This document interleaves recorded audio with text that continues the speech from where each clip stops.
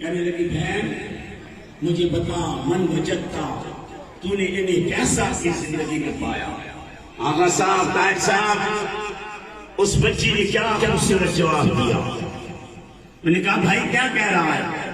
بھائی کہنے لگا بہن تو رات کا سفر کر کے آئی, رات کے سفر میں تو بھی جوان, یہ دو نوجوان جو تیرے ساتھ آئے یہ بھی جوان, رات کا سفر تھا, ان دونوں نوجوانوں نے تجھے تنگ تو نہیں کیا, تیری طرف کوئی گندی نظر سے تو نہیں دیکھا, تجھے کوئی مسئلہ تو نہیں پیش آیا؟ سنو میرے دوستو, اس حاتم دائی کی بیٹی نے کہا بھیا میری بات سن, رب العالمین کی قسم ہے کہ میں نے تیری آنکھوں کو اپنے حق میں اتنا وفادار نہیں پایا جتنے نبی کے غلاموں کو اپنے حق میں وفادار پایا ہے. اور حیا کیا ہوتا ہے؟ میری مائیں بہنیں بیٹیاں بیٹھی ہیں, میں آج آپ کو ایک واقعہ سنانا چاہ رہا ہوں تاکہ یہ آج اپنے پلو سے باندھ کر جاؤ. میرے دوستو آج ہمیں پاکستان کے اندر اتحاد کی ضرورت ہے. آج یہ فساد, یہ بے حیائی, یہ پتنگ بازیاں, یہ شوٹا بازیاں, یہ گندی حرکتیں, اسلام ہمیں اس کی اجازت نہیں دیتا. سچی محبت کیا ہوتی ہے, سچا پیار کیا ہوتا ہے, میں آپ کو آخر میں ایک بات سنانا چاہوں گا. آج ایک چھوٹا سا واقعہ. میرے نبی کے پاس ایک صحابی رسول بیٹھے, علی بلو صاحب, تیمور صاحب, یہ کتنی خوبصورت آپ نے محفل سجا رکھی ہے, کتنے 14 تاریخ ویلنٹن ڈے کے حوالے سے آپ نے آج کی نسبت کو قرآن سے جوڑا, آج کی نسبت کو حیا سے جوڑا, آج کی نسبت سے میرے نبی کی محبت سے جوڑا. تو اسی نسبت سے میں اپنی ماں بہن بیٹیوں کو یہ پیغام دینا چاہوں گا, وہ دیکھو میرے نبی کے پاس ایک صحابی رسول بیٹھے. حضور کریم نے فرمایا صحابی کیوں رو رہا ہے؟ اب سنیے ایک عجیب اور دردناک واقعہ سنا دے رہا. صحابی رسول کہہ رہا ہے اللہ کے رسول میں تاجر ہوں, میری بیوی امید سے تھی, میں نے بیوی سے کہا لڑکا پیدا ہو نام رکھ لینا, لڑکی پیدا ہو زندہ دفن کر دینا. اللہ کے رسول میں چلا گیا, 2 سال کے بعد آیا تو میں نے دیکھا کہ میرے گھر کے سامنے ایک چھوٹی سی بڑی خوبصورت بچی کھڑی ہے, مجھے بہت پیاری لگی. اللہ کے رسول میں نے اسے گلے سے لگایا, اسے چوما, اسے بوسا دیا.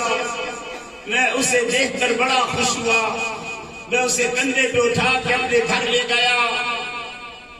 میں نے کہا بیوی دیکھ محلے والوں کی یہ بچی کتنی خوبصورت ہے. اللہ کے رسول مجھے تو بیوی نے نہیں بتایا, لیکن جب اس نے میری محبت کو دیکھا کہ میں بچی سے پیار کر رہا ہوں تو اس نے کہا کہ میاں یہ ہماری ہی بچی ہے, پیدا ہوئی تھی, میں نے اسے بہن کے گھر بھیج دیا, آج میں لے کر آئی ہوں کہ بیٹی تیرا والد آ رہا ہے, اپنے والد کی زیارت کر. اللہ کے رسول جب میں نے یہ سنا کہ میری بیٹی ہے, میرے تو آنکھوں میں غصہ اتر آیا. میں نے بچی کو اٹھا کے نیچے پھینکا, بچی رونے لگی. دوستو یہ وہ وقت تھا کہ میرے نبی نے رونا شروع کر دیا. نکا کیا ہوا؟ کہا اللہ کے رسول وہ بچی کو میں نے نیچے پھینکا. میں نے کہا یہ میری بیٹی ہے اور تو نے اسے زندہ رکھا, تو نے تو کتنا ظلم کر دیا. اللہ کے رسول میں نے کیا کیا کہ میں نے بیوی کو دھکا مارا, میں اندر گیا, میں نے رسی لی, میں نے چھری لی. اللہ کے رسول میں نے 2 سال کی بچی کو سر کے بالوں سے پکڑ کر گھسیٹتا ہوا گلی میں لے گیا. وہ رو رہی, 2 سال کی بچی, اس کے پاؤں میں جوتا بھی نہیں, بڑے پرانے کپڑے پہنے. یہ وہ منظر ہے میرے دوستوں کہ نبی پاک کے روتے روتے داڑھی مبارک آنسو سے بھر ہو. کہا کہ کیا تم نے اسے معاف کر دیا؟ نہیں اللہ کے رسول وہ میرے ساتھ جا رہی تھی, اس کے پاؤں میں جوتا نہیں, گرمی کی دھوپ کی شدت کی وجہ سے اس کا پاؤں جل رہا تھا, لیکن میری محبت میں چلی جا رہی تھی. اللہ کے رسول میں نے کیا کیا؟ میں نے اس کو ایک درخت کے نیچے بٹھا دیا اور اس کے لیے گڑا کھودنا شروع کیا۔ دوستوں یہ سنو کیا منظر ہونے لگا ہے، یہ کوئی کہانی نہیں سنا رہا، نبی پاک کے زمانے کا واقعہ سنا رہا۔ حضور کریم رو رہی ہے، حضور کریم کی ہچکیاں بن گئی، روتے روتے پوچھا کیا کیا تم نے؟ اللہ کے رسول میں نے اس کے لیے گڑا کھودنا شروع کیا، گرمی کا موسم، اللہ کے رسول ایک جگہ تو میری بھی چیخ نکل گئی جب وہ اٹھ کے میرے پاس آئی، اپنے پھٹی پرانی قمیص کے پلو سے میرا پسینہ صاف کرتے کہنے لگی ابا یہ تو کس کے لیے گڑا کھود رہا ہے؟ اللہ کے رسول میں نے اس سے کہا کہ میں یہ تیرے لیے گڑا کھود رہا ہوں۔ میری ماں بہنوں بیٹیوں، حضور کریم بھی رو رہی ہے، فرمایا پھر تو نے اسے معاف کر دیا؟ نہیں اللہ کے رسول میں نے کہا کہ یہ بیٹی میں یہ تیرے لیے گڑا کھود رہا ہوں۔ وہ کانپنے لگی، ڈر گئی، اس کے ہاتھ سے قمیض کا پلو چھوٹ گیا۔ اللہ کے رسولوں میں منظر نہیں بھول سکتا جب اس نے میرے سامنے ننھے ننھے ہاتھ جوڑ کر روتے ہوئے کہا ابا مجھے معاف کر دے، ساری زندگی کبھی تیرے سے کھلونا نہیں مانگی، ساری زندگی تیرے سے کبھی کوئی چیز نہیں مانگوں، میں کبھی ساری زندگی کوئی فرمائش نہیں کروں گی۔ اللہ کے رسول وہ روتی رہی، گڑ گڑاتی رہی، میں نے کیا کیا کہ میں نے اس کے سر کے بالوں سے پکڑ کر اسے گڑے میں ڈال دیا۔ اللہ کے رسول نے اس کا چہرہ دیکھ رہا تھا، اس میں مٹی ڈال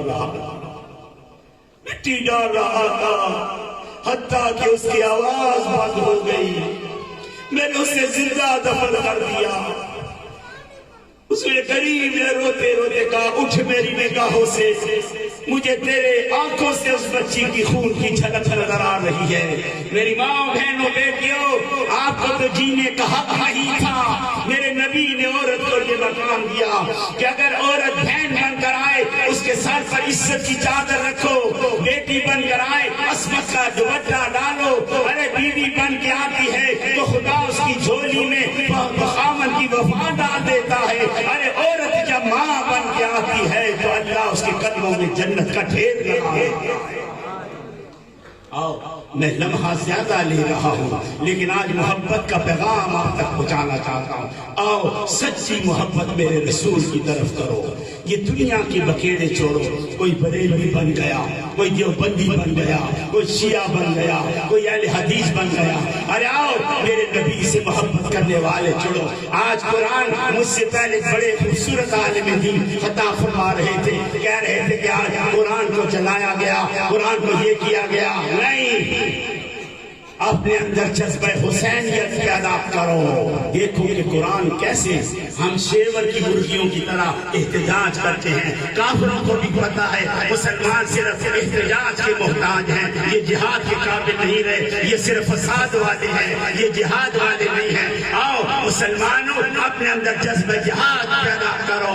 آپ کا تعلق تو میرے نبی کے ساتھ ہے، ارے آپ کا تعلق تو مولا علی کے ساتھ ہے، آپ کا تعلق تو اصحاب رسول کے ساتھ ہے، پھر کن بکیڑوں میں پڑ گئے ہو؟ نفرتوں کے بازار کھول لیے، نفرتوں کی منڈیاں کھول لی۔ وہ دیکھو ایک عیسائی پادریوں نے جب قرآن جلانے کی بات آئی نا تو عیسائی پادریوں نے ایک پمفلٹ لگا دیا، اشتہار کہ بھائی مسلمانوں آؤ ہمارے ساتھ قرآن کا مناظرہ کرو۔ سارے مسلمانوں کو جب پتہ چلا علماء پریشان ہو کے مسجد میں بیٹھ گئے۔ پادریوں نے لکھا تھا کہ اے مسلمانوں ہم تمہارے ساتھ قرآن کا چیلنج کرتے ہیں، ہم اپنی انجیل لے کے آتے ہیں، آپ اپنا قرآن لے کر آؤ۔ ہم دونوں یہ آگ جل رہی ہے نیچے، چوتھی پانچویں منزل پہ کھڑے تھے، کہنے لگے نیچے آگ جل رہی ہے، تم اپنا قرآن نیچے پھینکو، ہم اپنی انجیل نیچے پھینکتے ہیں، جو جل گیا وہ جھوٹا، جو بچ گیا وہ سچا۔ اب مسلمان پریشان کہ یار انہوں نے تو اپنی انجیل کو کیمیکل لگایا ہوگا، تو آنکھ تو لگے گی نہیں. ہمارا قرآن تو سادے صفوں پہ لکھا ہوا ہے.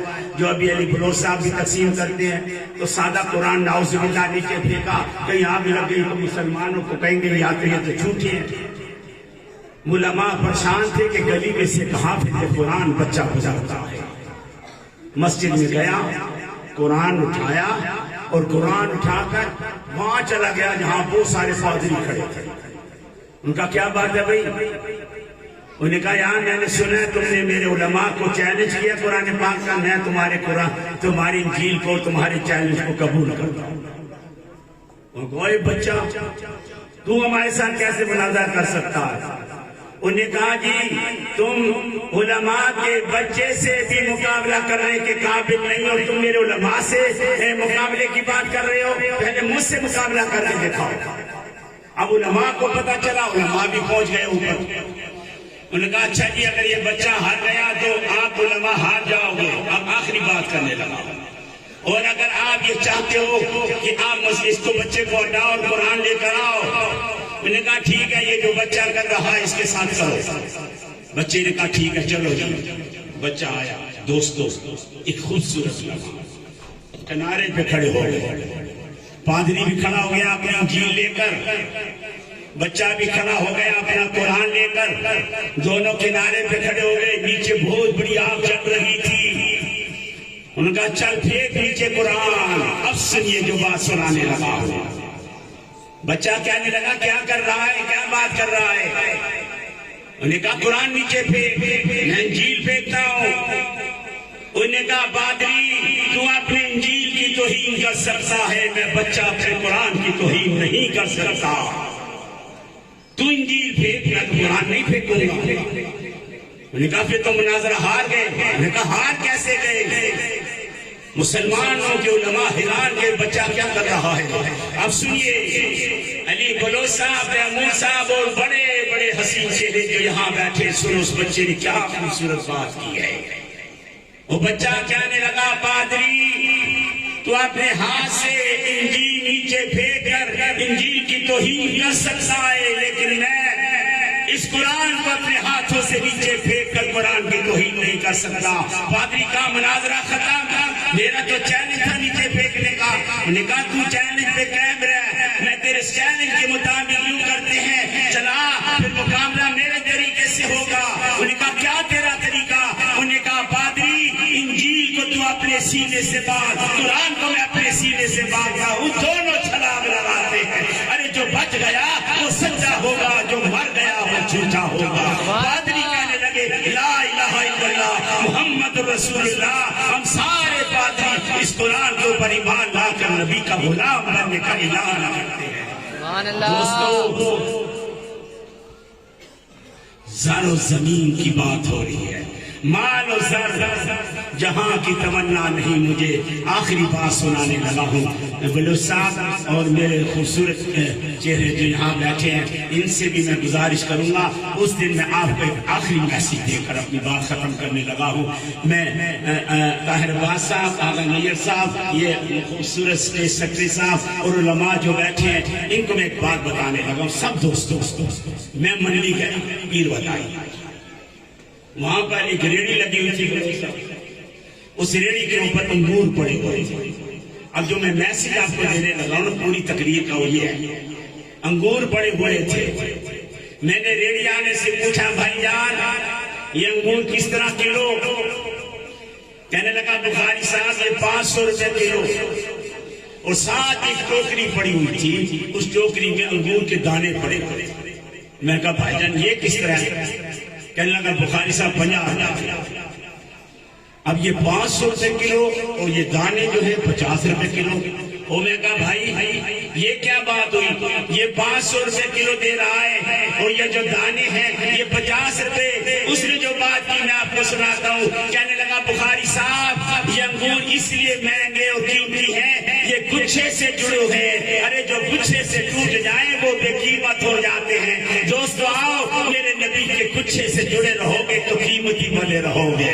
میرے نبی سے چھٹ جاؤ گے تو کنکروں کی طرح بکھر جاؤ گے, بے قیمت ہو جاؤ گے. آپ کی قیمت بھی کوئی نہیں ہے. آتش نمروز بھی آگ لگی ہوئی تھی, ایک کوڑ گل پھوکے مار مار کر آنکھیں آنکھیں بھٹکا رہا تھا، ایک چڑیا چونچ میں پانی لا کر آگ بجھا رہی تھی۔ گورکیل کہنے لگا چڑیا تیرے پانی کے قطرے سے آگ بجھ نہیں سکتی۔ اس چڑیا نے جو پیغام دیا ہے آج کی محفل میں دوستو یہی پیغام لے کر اپنی جھولی میں ڈال کر لے کر جاؤ۔ چڑیا نے جو جواب دیا سنو، چڑیا کہنے لگی گورکیل تیری پھوکوں سے آگ بھڑک نہیں سکتی، یہ ٹھیک ہے، میری پانی کے قطرے سے آگ بجھ نہیں سکتی، لیکن یاد رکھ گورکیل قیامت کے دن مجھ چڑیا کا نام آگ لگانے والوں میں نہیں آگ بجھانے والوں میں شامل ہوگا۔ دوستو دنیا کے سہارے چھوڑو، کوئی سہارا کے کام نہیں آئے گا۔ حضرت موسیٰ کو کوئی دور کا نظارہ مل گیا، حضرت یوسف کو کوئی یوسف زلیخا کا اشارہ مل گیا، الغرض ہر بیچارے کو چارہ مل گیا، ہم جیسے غریبوں کو محمد کا سہارا مل گیا۔ علی بلو صاحب، تیمور صاحب، آپ کا بہت شکریہ، آپ نے اس خوبصورت محفل میں بلایا۔ دوستو آؤ آخری عشق رسول کی بات سنا کر بات ختم کرتا ہوں۔ مال و زر جہاں کی تمنا نہیں مجھے، مال و زر جہاں کی تمنا نہیں مجھے، عشق رسول ہی میری متاع حیات ہے۔ ارے میں دہلیز مصطفیٰ چھوڑ کے جاؤں گا کہاں، میرا تو آسرا ہی محمد کی ذات ہے۔ اللہ مجھے آپ سب کو اس پر عمل کی توفیق